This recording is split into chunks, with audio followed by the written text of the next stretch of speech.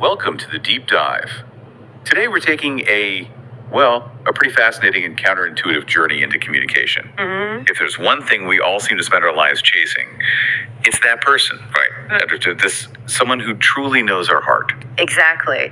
And this deep dive is all about what happens when we stop searching out there for that person. And instead, do what the material calls style coming. Looking against the traffic, it's this radical shift from the spotlight to what we're calling the forgotten mirror. Okay, so break that down. The spotlight. We have stacks of research here, all drawing from Fra Jean-Paul Vizala's wisdom, and it shows we spend this colossal amount of energy holding a 10,000 spotlight. And we're shining it on everyone else. Aggressively. We're demanding that they see us, that they understand our needs, that they validate everything we're feeling. But here's the thing that I can't get my head around. Why is it so profoundly difficult for us to just turn that light around? We prioritize being understood by the entire world over, taking 5 minutes to understand our own emotional engine? Because self-knowledge requires work, and it requires accountability. Oh, there it is. Yeah. If I tell you my problem and you fail to fix it, well, the pressure's off me. The failure is yours, you see. We use external understanding as this comfortable crutch. To avoid looking inward. Completely. We're asking others to navigate a landscape we haven't even bothered to map out for ourselves. So to illustrate that level of self-neglect, the sources use some incredibly vivid metaphors. My favorite has to be the 10 million baht sports car. Oh, it's a great one. Imagine owning that beautiful high-performance vehicle, which is your own heart and mind, but you just refuse to read the user manual. You just get in and drive it.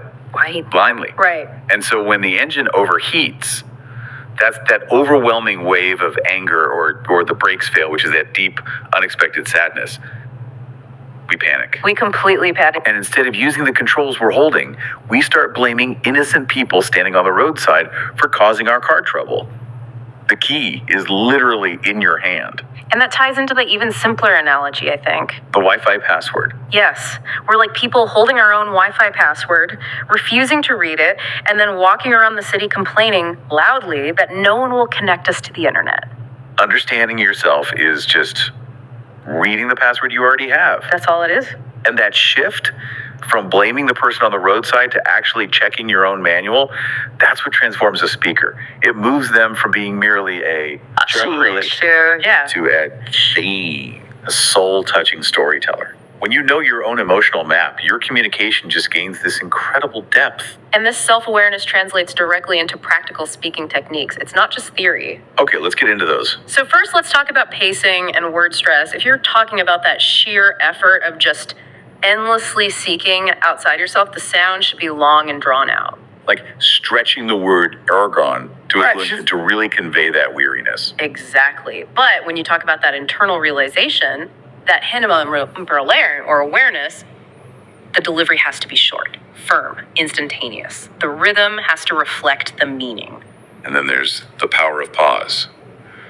That strategic silence. So important. We're actually advised to use a deliberate, maybe 2-second pause right after mentioning that neglect of self-knowledge. You have to. You let the weight of that insight genuinely sink in for the listener. Right. And finally, voice modulation. This is critical. We use a slightly higher questioning tone when we want to engage you, the listener, make you reflect. But when you offer the core wisdom, the result of that self-awareness, you drop your voice. It becomes lower, warmer, more grounded.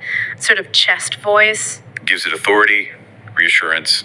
It's like a gentle, persuasive instruction. A tap on the shoulder. So we've journeyed from this ceaseless external searching, holding that spotlight, to finding clarity right inside. This shift to the forgotten mirror, it fundamentally changes everything. It changes not just how we speak, but how we live. And I think if we connect this to the bigger picture, it all comes down to immediate personal accountability. And that really raises an essential final thought for you to consider. Which is? If the homeowner still doesn't even know where the fire started in their own house, expecting the neighbor to bring a bucket of water to help put it out, well, that might be asking a bit too much, right? You have to find the source of the heat yourself. You have to